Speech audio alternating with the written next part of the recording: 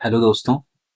तो हम इस वीडियो में एनसीईआरटी सीरीज के नेक्स्ट एपिसोड के साथ में हम प्रस्तुत हैं। तो इससे पहले का जो चैप्टर है जो कि आपका एनसीईआरटी क्लास 6 से हिस्ट्री का चैप्टर था जो कि इम्पोर्टेंट फैक्ट्स के साथ में था, उसे मैंने लाइव लिया था। तो इस वीडियो में मैं भी जो जो important BPSC 70th prelims examinations के पॉइंट ऑफ व्यू से होंगे न्यू एनसीईआरटी के बेसिस पे, तो उसे हम देखेंगे जो बीपीएससी के पॉइंट ऑफ व्यू से कैसे उसे कवर किया जाए। तो सेकंड चैप्टर जो आपका एनसीईआरटी हिस्ट्री का है, उसमें जो इम्पोर्टेंट है पढ़ने वाला, वो सबसे पहले है मैप एक। पहले एक अंडरस्टैंडिंग देख ले, यहाँ पे जो ये चैप्टर डेडिकेटेड है वो है आपका आखेट खाद्य संग्रह से लेकर के, जैसे कि पिछले में मैंने नर्मदा नदी के बारे में बताया था, जो वहाँ पे जो है आपका पैलोलिथिक टाइम के जो हैं लोग थे, तो वहां से लेकर के भोजन उत्पादन तक का सफर। तो भोजन उत्पादन जो है आपका नियोलिथिक कल्चर के समय में जो है शुरू हुआ था, और आखेटक जो है उससे पहले का था। तो हम इसमें मोस्टली जो है नियोलिथिक के कुछ इम्पोर्टेंट लोकेशन को जानेंगे इस चैप्टर में, जैसे कि आपका मेहरगढ़ हो गया। तो इस तरह से जुड़े बहुत सारे लोकेशन हैं जिसमें से कुछ सेलेक्टेड इस बुक में दिया हुआ है। तो हम देखते हैं, पहले मैप को देखते हैं जो इसमें आपका दिया हुआ है। अब देखिए, इसमें एक रेड ट्रायंगल का लोकेशन दिया हुआ है जिसमें पूरा पाषाणिक पूरा स्थल है, जैसे कि आप यहाँ पे देख सकते हैं भीमबेटका, जिसका इस बुक में भी, इस चैप्टर में भी डिस्कशन है। ठीक है, उसके बाद है कुसगी, उसके बाद है आपका कुरनूल की गुफाएं। ये सभी आपका जो है पूरा पाषाणिक पूरा स्थल है, यहाँ पे केव मिले हुए हैं। ठीक है, केव मतलब ऐसे स्थल जहाँ पे जो है आदि मानव लोग जो है रहा करते थे। और रॉक पेंटिंग का भी जो है इसमें से एक भीमबेटका जो है आपका वहां पे उसका एविडेंस मिला है। ठीक है, बाकी जो यहाँ पे आपका ब्लू स्क्वायर का जो फिगर है, जैसे मेहरगढ़ हो गया, जैसे बुर्जा होम हो गया, कोल्डियाहवा हो गया, महागढ़ हो गया, चिरांद हो गया जो कि बिहार में रिलेटेड है। ठीक है, दाऊजली हेंडिंग हो गया। वहां पे मैंने मिजो हिल के बारे में पिछले चैप्टर में हम लोगों ने देखा था, तो उसमें बताया गया था ये भारत में जो है चावल उत्पादन के आरंभिक स्थलों में से एक थे। तो ये सभी स्थल जो हैं आपका हल्लूर हो गया, पय्यमपल्ली हो गया, तो ये सभी आपका नव पाषाणिक स्थल है। ठीक है, तो नव पाषाणिक पूरा स्थल, जब जब न्यू स्टोन एज जब है जो शुरू हुआ था, उस टाइम का, इस समय में एग्रीकल्चर जो है डेवलप होना शुरू हो गया था। लोग जो है सेटल्ड लाइफ जीना जो है प्रारंभ किया था इस समय में।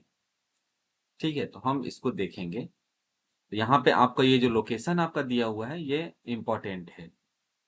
मेहरगढ़, बुर्जाहों, कोल्डियाहवा जो कि चावल के लिए आपका फेमस है, चिरांद हो गया, ये सभी लोकेशन आप मैप से ध्यान पे रखें। पूछ देते हैं इनमें से कौन सा जो है नियोलिथिक कल्चर, नियोलिथिक मतलब हो गया नव पाषाणिक पुरा स्थल।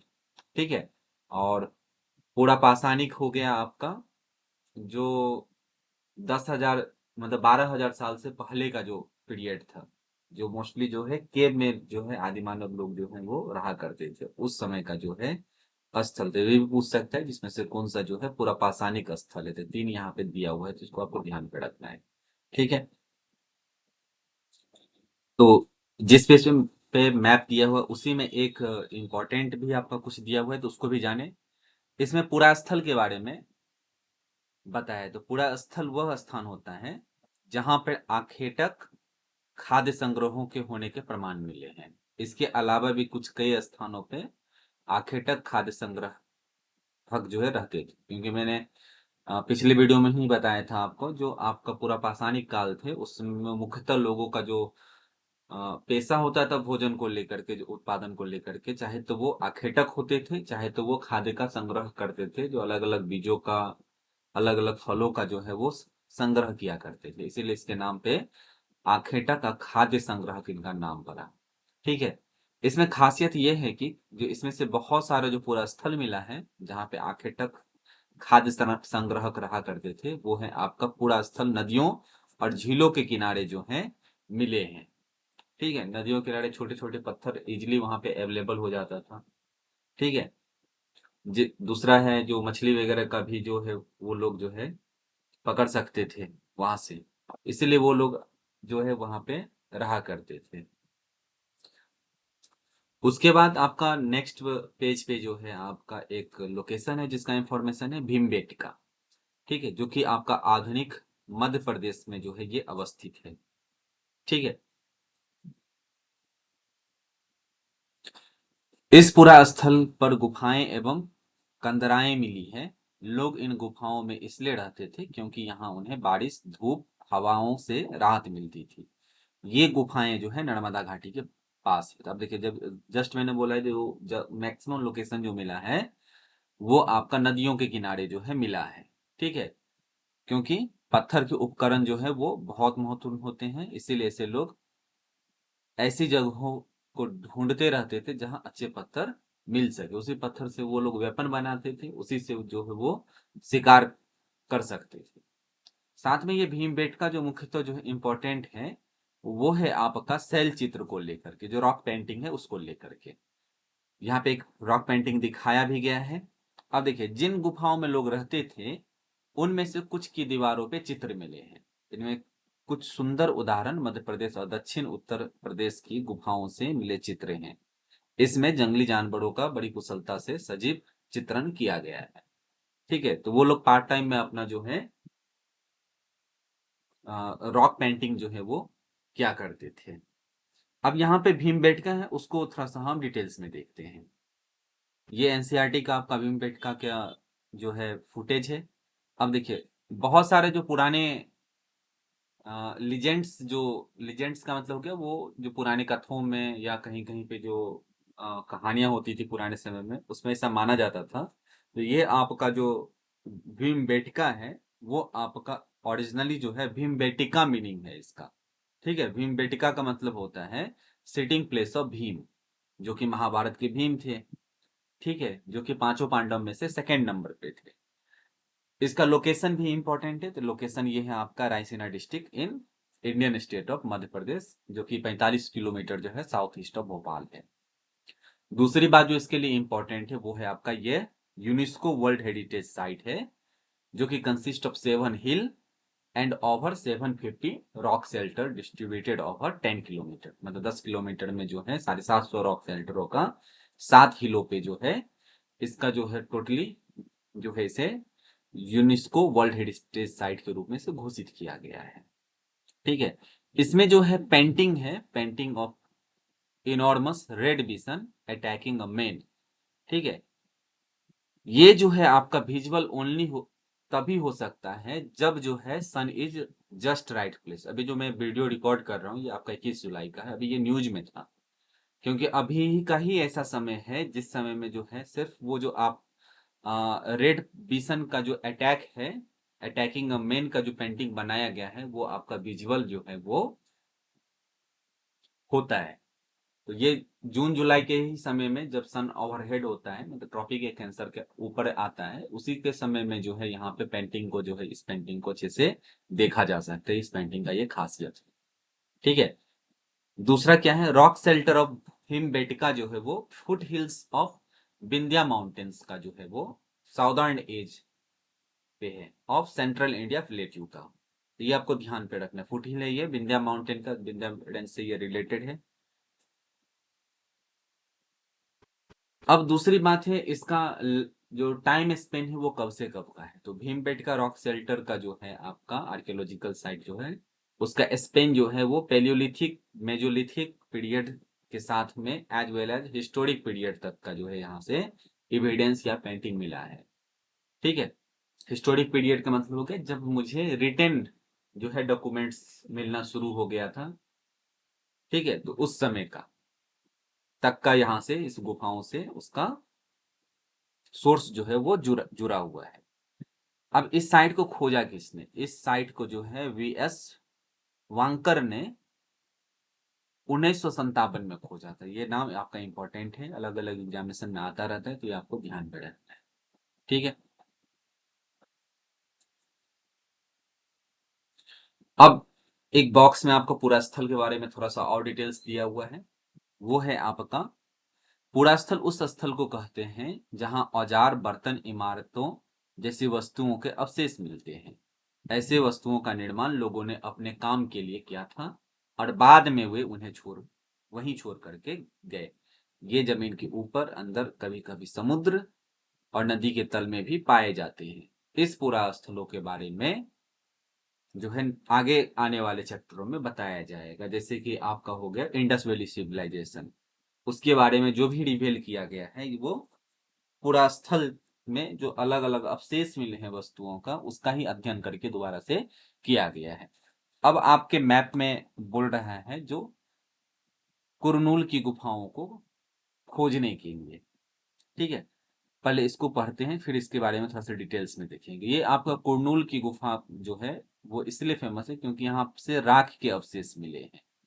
इसका मतलब यह है कि आरंभिक लोग आग जलाना सीख गए थे, मतलब न्यूलिथिक एज से पहले ही के ही लोग जो हैं, मतलब लेटर पैलोलिथिक एज, मतलब पूरा पाषाणिक काल में, जो जब पूरा पाषाण खत्म होने वाला था। क्योंकि ये आपका कुरनूल की गुफाएं जो है वो रेड ट्रायंगल से आपका मैप में है, इसका मतलब वो हो गया आपका पूरा पाषाणिक काल का। तो पूरा पाषाणिक काल लोग जो हैं वो बाद में आके, क्योंकि पूरा पाषाण का 3 पीरियड था। ठीक है, अपर, मिडिल और लोअर। ठीक है, तो जो आपका लास्ट वाला पीरियड था उस समय के लोग जो हैं आग जलाना सीख गए थे।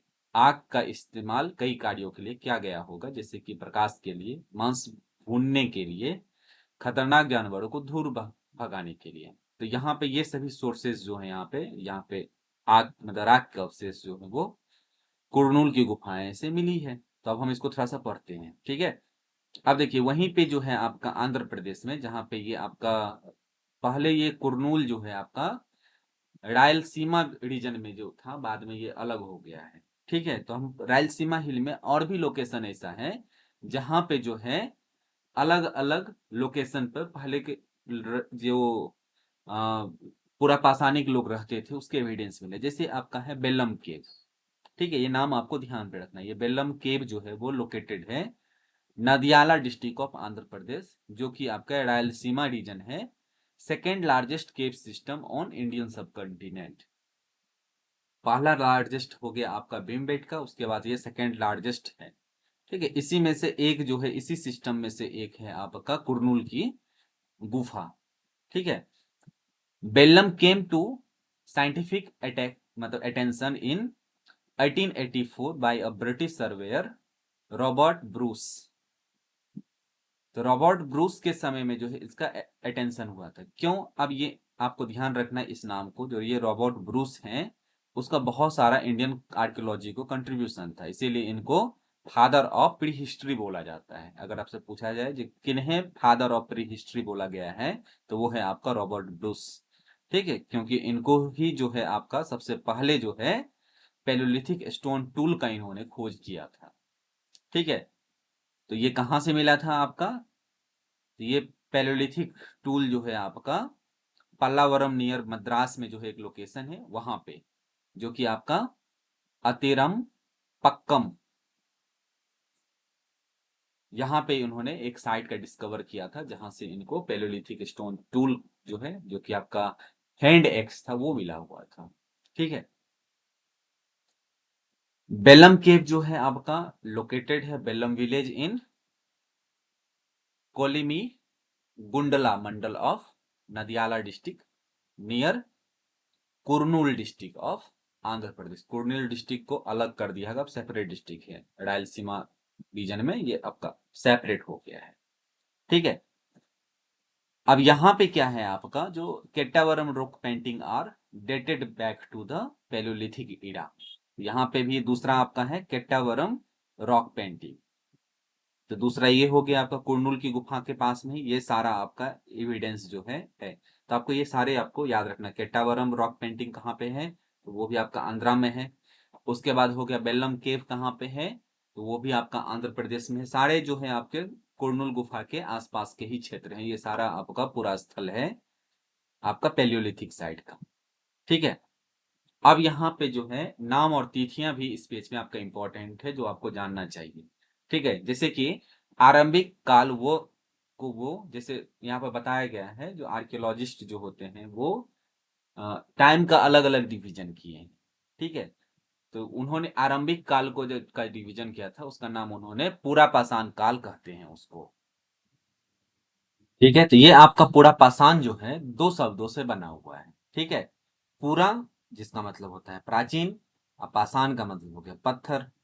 ठीक है, यह नाम पुरास्थलों से प्राप्त पत्थर के औजारों के महत्व को बताता है, क्योंकि ये सभ्यता मुख्यतः जो है, सभ्यता नहीं बोल सकते हैं, क्योंकि सिविलाइजेशन तब होता है जब हम राइटिंग जब लोगों जान लेते हैं, इसीलिए आपका इंडस वैली सिविलाइजेशन है। ठीक है, जब भी वैदिक एज था, मतलब रिटेन एविडेंस जब मिलना शुरू होगा तभी सिविलाइजेशन होगा। जब तक कहीं के लोग जब तक लिखना नहीं सीखते हैं तब तक उसे सिविलाइज माना ही नहीं जाता है। हिस्ट्री के हिसाब से तो सिविलाइज तो नहीं बोल सकते हम, मतलब इस टाइम पीरियड का जो आपका है, तो उसे हम जो है यहाँ से पत्थर को लेकर के ही अलग अलग टाइम फ्रेम का जो पत्थर का औजार हुआ करता था, किस साइज का है उससे इसका निर्धारण होता था। ठीक है, अब ये जो है आपका टाइम फ्रेम जो है वो है आपका पूरा पाषाण काल का। ठीक है, वो 20 लाख साल से पहले से लेकर के 12,000 साल पहले के दौरान जो है ये माना जाता है। तो ये आपके लिए इंपॉर्टेंट है, ये डेट फ्रेम पूछा जा सकता है आपका, जो पूरा पाषाणिक काल कब से कब तक है, तो वो 20 लाख साल पहले से लेकर के 12,000 साल पहले तक। इसके बाद क्या हुआ, इस समय में सबसे बड़ा खासियत ये है, जो मेजर जो रीजन हुआ करता था, हिली रीजन, सब ऊंचे ऊंचे जगहों पे, ये मुख्यतः जो है बर्फ से ढका हुआ था। प्लेस्टोसीन टाइम था, मतलब हिम युग चल रहा था। इसके बाद जो है टेम्परेचर राइज होना शुरू हुआ, बर्फ पिघलना शुरू हुआ, पत्थर के औजार भी मिलने शुरू हो गए, इजिली पत्थर से मिलना, छोटे छोटे पत्थर से मिलने शुरू हो गए। तो उस टाइम पीरियड को जो है आपका मध्य पाषाणिक युग बोला गया, मेजोलिथिक टाइम। वो आपका 2000 साल तक, 3000 साल तक चला। और उसके बाद आपका उस समय में ही जो है अलग अलग घासों का उत्पादन होना शुरू हो गया था। और उस घासों को खाने के लिए अलग अलग जीवों का भी जो है संख्या जो है बढ़ना शुरू हो गया था। ठीक है, तो लोग जो है उसके बाद सेटल्ड लाइफ के बारे में सोचना शुरू किए थे। ठीक है, तो 12,000 साल से पहले जो है कोई भी सेटलमेंट के बारे में वो लोग नहीं सोचते थे, क्योंकि घास का मैदान अवेलेबल नहीं था। उसके बाद टेम्परेचर में चेंजिंग आना शुरू हो गया। वो पीरियड जब टेम्परेचर में चेंजिंग आ रहा था, घासों का, नए नए घासों का जो है बाहुल्य उत्पादन होना शुरू हो गया था अपने आप। जैसे कि धान है, गेहूं है, इस सब का ऑटोमेटिकली जो है वो ये लोग उपजना शुरू हो गया था, लोगों के नजर में आना शुरू हो गया था, जो पूरा पाषाणिक मानव हुआ करते थे उनके।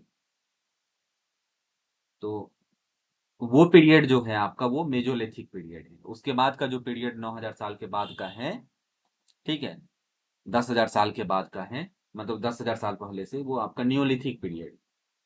ठीक है, क्योंकि छोटे छोटे औजार से ही जो है पहले पेड़ों, बड़े बड़े पेड़ के छाल निकालने पड़ते थे। बाद में जो है अनाज के ऊपर में पे डिपेंड हो गया था, अनाज या पौधे लगाने के लिए उतने बड़े बड़े औजारों की आवश्यकता नहीं हुई।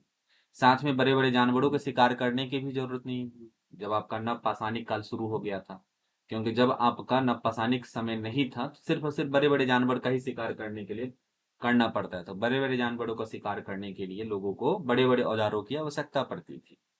लेकिन जब नियोलिथिक एज शुरू हो गया था, तो उस समय में लोग ने पशुपालन शुरू कर दिया था, तो उनको जो है शिकार करने की उतनी आवश्यकता नहीं रही। तो औजार भी छोटे हो गए, उतने बड़े बड़े औजार बनाने की आवश्यकता नहीं है।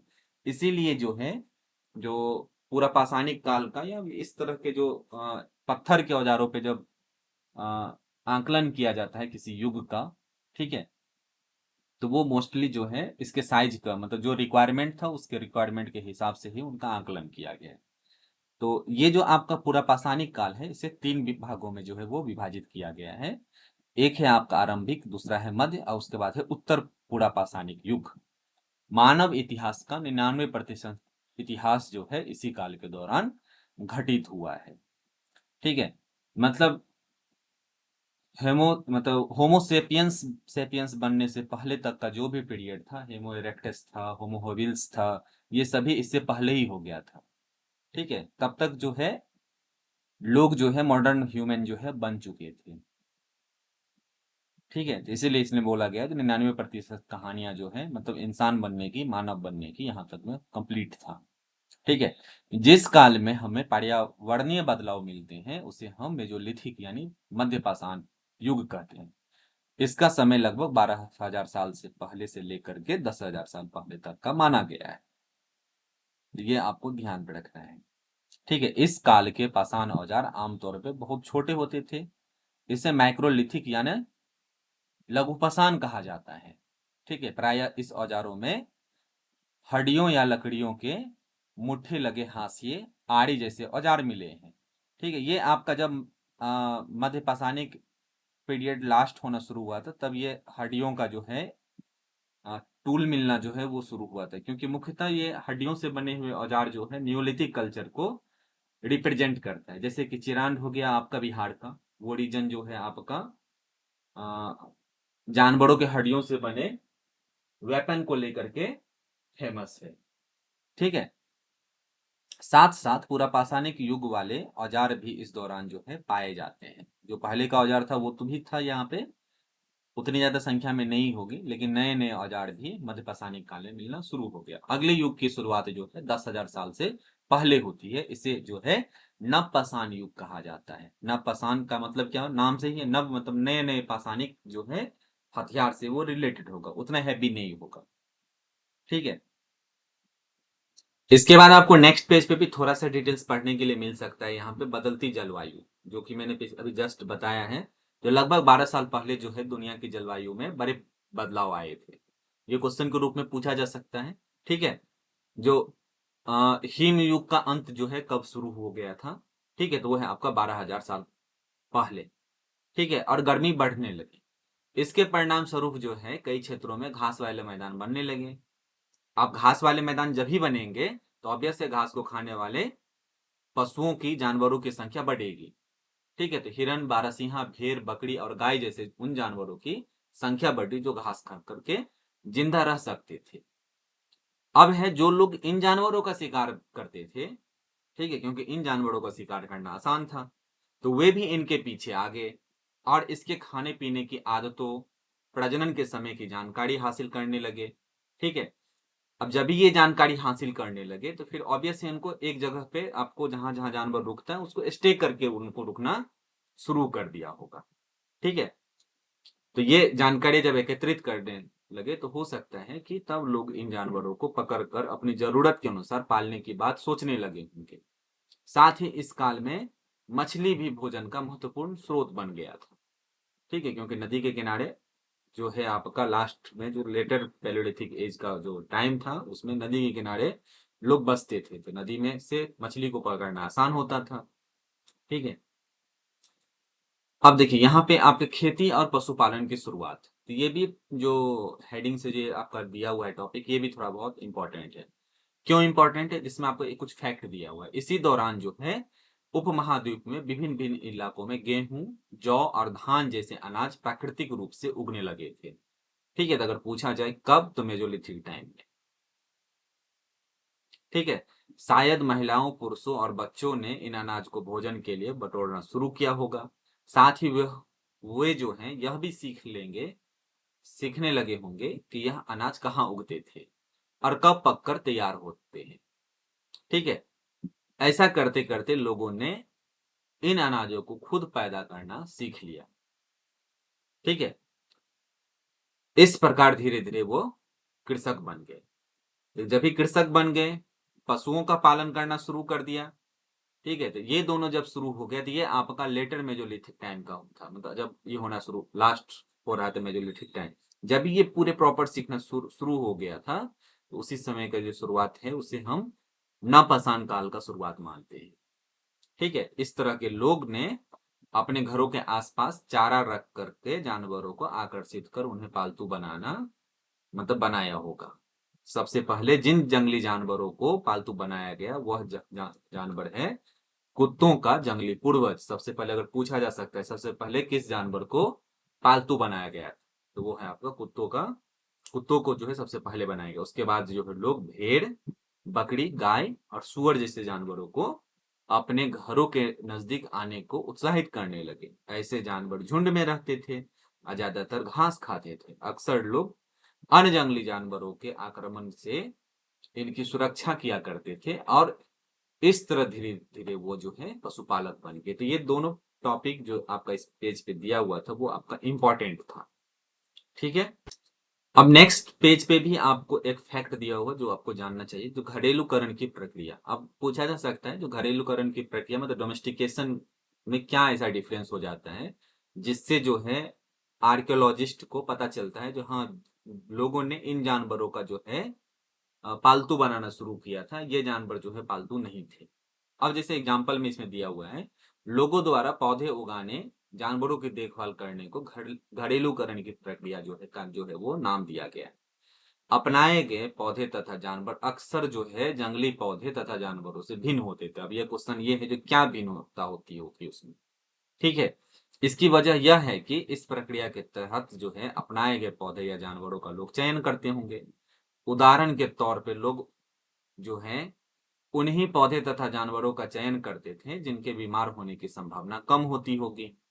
ठीक है, यानी यही नहीं, लोग उन्हीं पौधे को चुनते होंगे जिनसे जो है बड़े दाने वाले अनाज पैदा होते हैं। ठीक है, साथ ही उनकी मजबूत डंठलें अनाज के पके दाने के भार को संभाल सके। ये सभी आपका था पौधे को लेकर के, साथ में जानवरों को लेकर के भी है। ठीक है, जानवरों को भी पालतू बनाए होंगे, उसके प्रजनन के लिए उनको चुना गया होगा। आमतौर पे जो है वो अहिंसक होते थे जिनका जो है चुनाव जो है मानवों ने शुरू किया था। इसलिए हम देखते हैं कि पाले गए जानवर तथा कृषि के लिए अपनाए गए पौधे, जंगली जानवरों तथा पौधे धीरे धीरे भिन्न हो जाते हैं। ठीक है, मिसाल के तौर पे अगर हम देखें तो जंगली जानवरों की तुलना में पालतू जानवरों के दांत और सींग छोटे होते हैं। जो आपका जंगली होता है उसका जो है सींग और दांत जो है वो बड़ा होता था। ठीक है, तो ये आपका इंपॉर्टेंट है। यह प्रक्रिया जो है पूरी दुनिया में धीरे धीरे चल रही थी। यह करीब 12,000 साल पहले शुरू हुई। वास्तव में आज हम जो भोजन करते हैं वो इसी प्रक्रिया का वजह से है। ठीक है, कृषि के लिए अपनाई गई सबसे प्राचीनतम फसल जो है आपको पता होगा, तो वो पिछले चैप्टर में मैंने बताया था आपको, गेहूं और जौ आते हैं जिसको जो है मेहरगढ़ के आसपास में उपजाया गया था। और सबसे पहले का जो पालतू जानवर है वो है कुत्ता, उसके बाद है भेड़ और बकरी। ये सारे फैक्ट्स आपको ध्यान पे रखना है एग्जाम के पॉइंट ऑफ व्यू से। एक और फैक्ट जो इससे जुड़ा हुआ है, क्योंकि अब लोगों ने पशुओं को पालना शुरू कर दिया था, अलग अलग फसलों के बारे में जानकारियां हासिल कर ली थी, तो अब बात आती है अनाज को भोजन और बीज दोनों ही रूप में बचा करके रखना आवश्यक था। इसलिए लोग जो है वो इनके भंडारण के बारे में सोचना जो है शुरू किया होगा। बहुत से इलाकों में लोग जो है मिट्टी के बड़े बड़े बर्तन बनाए, टुकड़ियां बुनी और फिर जमीन में गड्ढे खोदे। ठीक है, तो ये जब ये मिट्टी के बर्तन बनना शुरू हो गया था, टुकड़ियां बुनना शुरू हो गया था, तो ये पीरियड जो है न्यूलिथिक एज का जो है वो इंडिकेशन था। ठीक है, तो अब इससे आगे का जो भी आपका इस चैप्टर में दिया हुआ है इंफॉर्मेशन वो हम नेक्स्ट वीडियो में जो है नेक्स्ट एपिसोड में इसको हम देखेंगे और डिटेल्स के साथ में। ठीक है, तो थैंक यू।